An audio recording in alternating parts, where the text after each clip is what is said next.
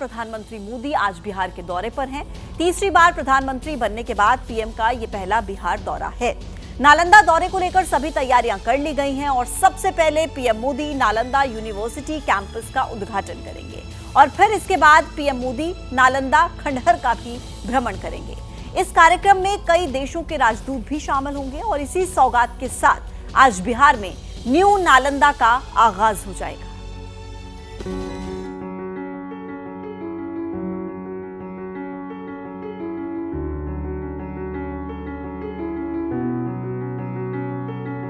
बिहार की राजधानी पटना से करीब 90 किलोमीटर दूर नालंदा, जो भारत के समृद्ध इतिहास का प्रमाण है। हर साल देश विदेश से लाखों पर्यटक यहाँ की ऐतिहासिक विरासत को देखने आते हैं। 5वीं से 12वीं सदी तक शिक्षा का केंद्र रहे नालंदा विश्वविद्यालय को नई पहचान मिलने जा रही है। 12वीं सदी के बाद इस विश्वविद्यालय का केवल खंडहर ही बचा है, जिसे अब पुनर्जीवित किया जा रहा है। नालंदा विश्वविद्यालय के उद्घाटन को लेकर लोगों में उत्साह है। पीएम मोदी आज नालंदा यूनिवर्सिटी कैंपस का उद्घाटन करेंगे। इस गौरवशाली पल के गवाह बिहार के राज्यपाल विश्वनाथ आर्लोकर, सीएम नीतीश कुमार, विदेश मंत्री एस जयशंकर, 17 देशों के मिशन प्रमुख और चांसलर अरविंद पनगड़िया बनेंगे। परिसर को परंपरागत आधुनिक कला के मिश्रण से बनाया जा रहा है। परिसर का कुल क्षेत्रफल 455 एकड़ है। 100 एकड़ में तमाम तरीके के जलाशय फैले हैं, इसीलिए इस परिसर को कार्बन न्यूट्रल बताया जा रहा है। कैंपस का निर्माण साल 2017 में शुरू हुआ। हालांकि पहला शैक्षणिक सत्र सितंबर 2014 में बौद्ध तीर्थ नगरी राजगीर में अंतर्राष्ट्रीय कन्वेंशन सेंटर में शुरू हुआ। उस समय इसका उद्घाटन विदेश मंत्री सुषमा स्वराज ने किया था। नालंदा विश्वविद्यालय में नेट जीरो ग्रीन कैंपस है, international centre, amphi theatre, faculty club, इसके अलावा स्पोर्ट्स कॉम्प्लेक्स और मेडिटेशन हॉल भी है। इस कैंपस को सरकार की महत्वपूर्ण विदेश नीति पूर्व की ओर देखो का अहम हिस्सा माना जा रहा है। यहाँ देश दुनिया के लोग पढ़ने लिखने आएंगे तो इसकी अंतर्राष्ट्रीय छवि बनना स्वाभाविक है।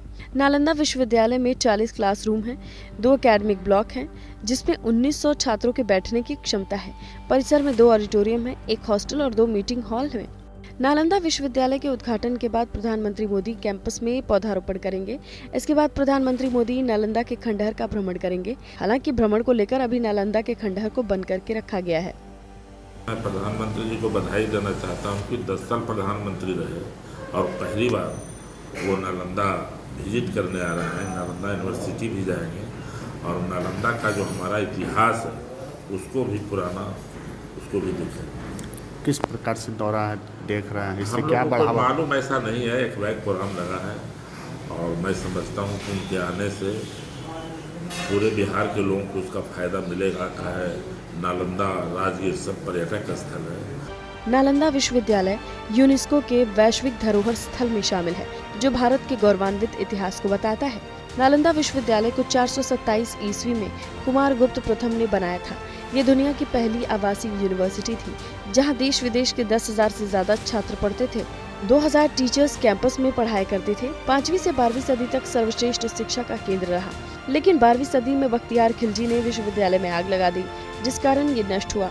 बख्तियार खिलजी कुतुबुद्दीन ऐबक का सेनापति था। हालांकि अब विध्वंस के 821 साल बाद नया कैंपस बनकर तैयार है। केंद्र और बिहार सरकार के प्रयास से नालंदा विश्वविद्यालय फिर से पुनर्जीवित हुआ है। तो देखिए, इससे पहले प्रधानमंत्री नरेंद्र मोदी कल वाराणसी के दौरे पर थे। जीत की हैट्रिक लगाने के बाद प्रधानमंत्री पहली बार वाराणसी गए थे और वाराणसी की जनता को ये जीत दिलाने के लिए उनका आभार जताया, साथ ही साथ उन्हें संबोधित भी किया और इसके साथ ही किसान सम्मान निधि का तोहफा भी प्रधानमंत्री की तरफ से वाराणसी की जनता को दिया गया। इसके बाद प्रधानमंत्री गंगा आरती में शामिल हुए और साथ ही साथ काशी विश्वनाथ मंदिर भी पहुंचे और वहां बाबा विश्वनाथ का आशीर्वाद लिया।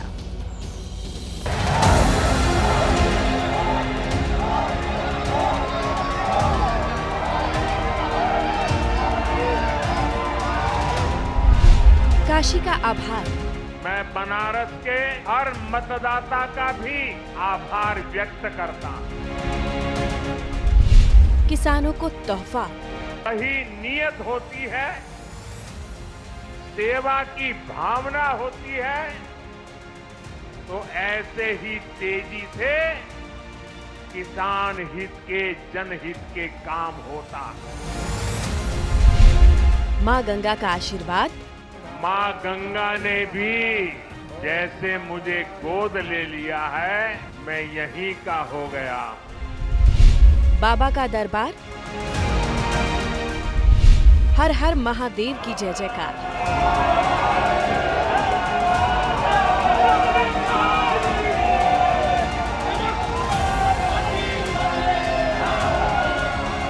हैट्रिक लगाने के बाद जब मोदी काशी पहुंचे तो उनका ग्रैंड वेलकम कुछ उस तरीके से हुआ।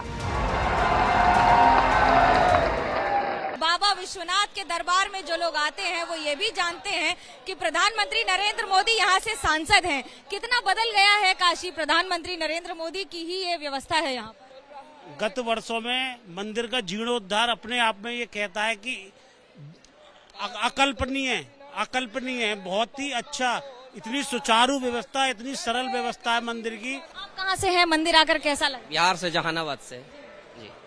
बहुत सुंदर लग रहा है। भव्य काशी जो है, दिव्य काशी देखने में लगता है कि आज मोदी जी ने ऐसा कर दिखाया।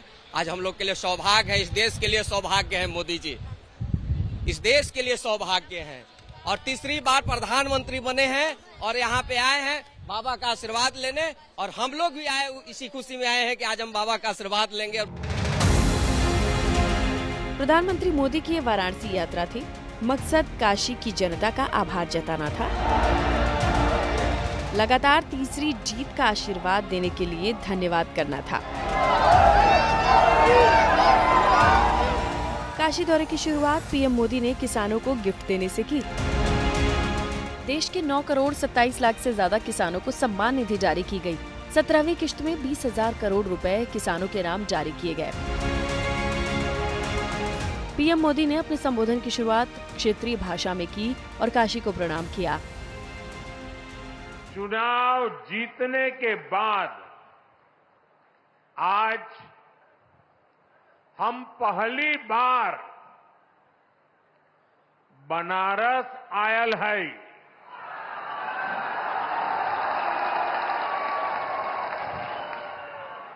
काशी के जनता जनार्दन के हमार प्रणाम।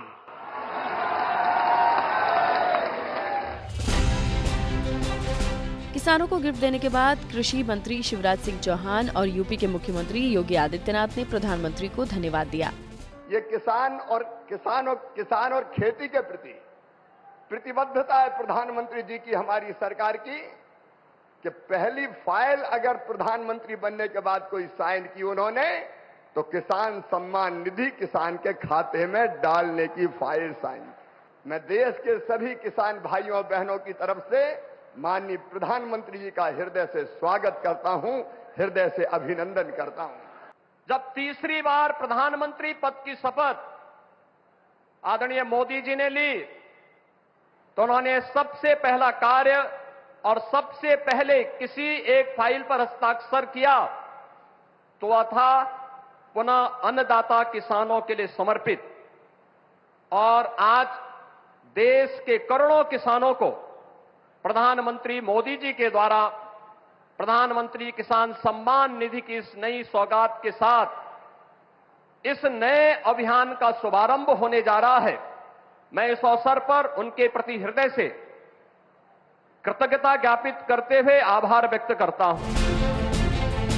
किसानों के बाद पीएम मोदी ने महिलाओं को तोहफा दिया। काशी दौरे के दौरान महिला कल्याण की भी तस्वीर दिखी। स्वयं सहायता समूहों से जुड़ी 30,000 महिलाओं को कृषि सखी के प्रमाण पत्र बांटे गए। 3 करोड़ बहनों को लखपति दीदी बनाने की तरफ भी बहुत बड़ा कदम उठाया गया है। कृषि सखी के रूप में बहनों की नई भूमिका उन्हें सम्मान और आय के नए साधन दोनों सुनिश्चित करेंगे।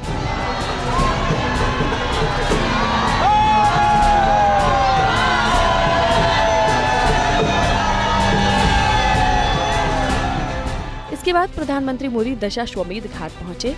दशाश्वमेध घाट पर 10 क्विंटल फूलों और दीपों से इसे सजाया गया था। गंगा घाट पर मौजूद लोगों ने मां गंगा और हर हर महादेव के जयकारे लगाए। पीएम मोदी ने करीब 15 मिनट तक गंगा पूजन किया, फिर मां गंगा की आरती देखी।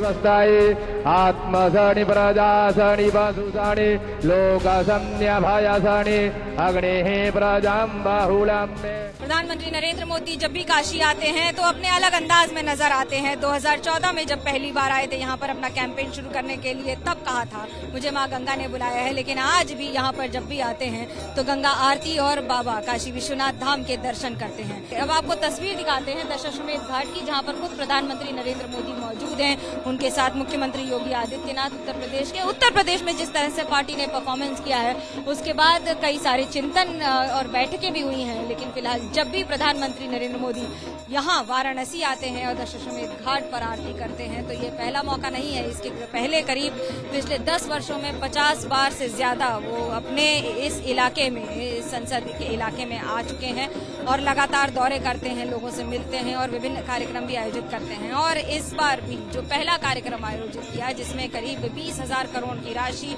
9.25 करोड़ किसानों को डायरेक्ट बेनिफिट ट्रांसफर से दी गई, उसकी शुरुआत भी वाराणसी से ही हुई है। काशी के लोगों ने मुझे लगातार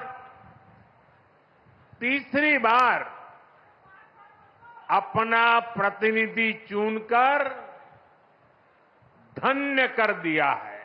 अब तो मां गंगा ने भी जैसे मुझे गोद ले लिया है, मैं यहीं का हो गया हूं।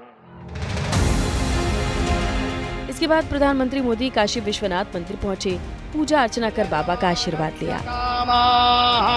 नमः पार्वती पतये हर हर महादेव। बाबा के दरबार में मत्था टेकने के बाद पीएम मोदी ने सोशल मीडिया पर पोस्ट किया और लिखा, मैंने काशी विश्वनाथ मंदिर में भारत की प्रगति, 140 करोड़ भारतीयों की समृद्धि के लिए प्रार्थना की।